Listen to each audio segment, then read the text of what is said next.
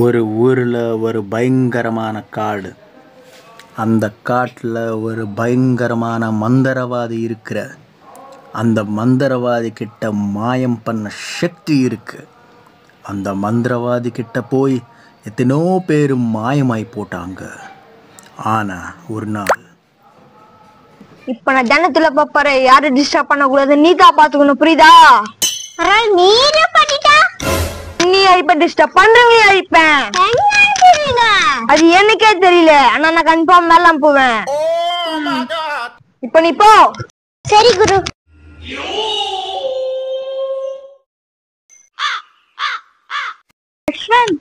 அஸ்வத், இந்த காட்டுல ஒரு மந்திரவாதி இருக்கிறான்டா.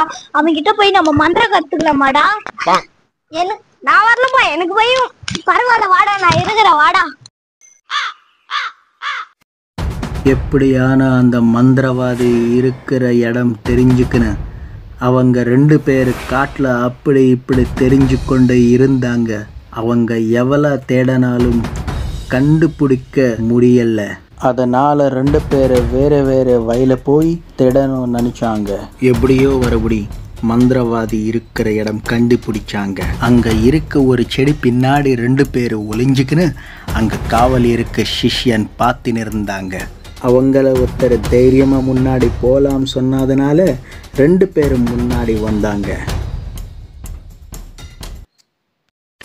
நில்லுங்க, யார் வேணும்?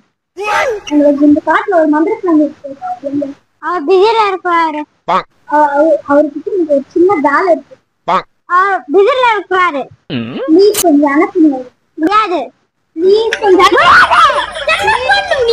நீ என்ன பண்ணுவ? நீ என்ன பண்ணுவ? நீ என்ன பண்ணுவ? நீ என்ன பண்ணுவ? நீ என்ன பண்ணுவ? நீ என்ன பண்ணுவ? நீ என்ன பண்ணுவ?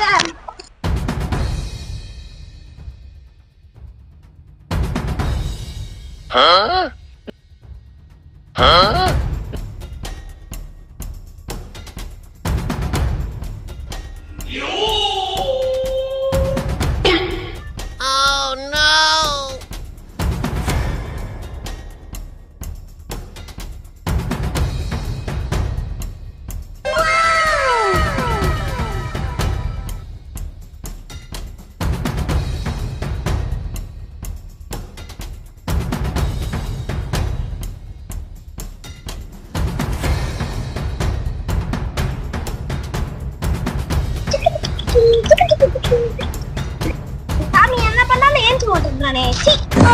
காய் காய் காய் காய் காய் காய் காய் காய் தாத்தா தாத்தா கட்ட போடி குடு. அங்க வேறா வேறா. சிஷ்யா, சிஷ்யா எங்கடா இருக்க? குரு, நான் கையில இருக்கேன். உங்களை எல்லாரும் நான் அடிக்க போறேன், பாருங்க. நீதானே என் காதுல கை விட்ட? நீயா? நான் இல்ல குரு. நீயா? குரு, நான் இல்ல குரு. இவதான் குரு என்ன கூப்பிட்டான்டா. நீயா? நான் இல்ல குரு. தெரியுண்டா, நீ தான் எனக்கு தெரியுண்டா. சூ டப்பாக்கு டம் டம். நீயும் தான் நான் தொந்தரவு சொன்ன. குரு, நான் இல்ல குரு. இவதான் குரு என்ன கூப்பிட்டான்டா. நீ தான் தொந்தரவு சொன்ன. குரு சூ டப்பாக்கு டம் டம்.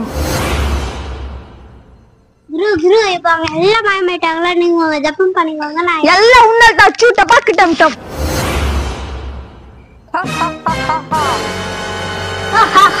எனக்கு யாரு தொட்டாலும் எல்லாருமே மாயமும் கடலுக்கு தான் வரண்டா.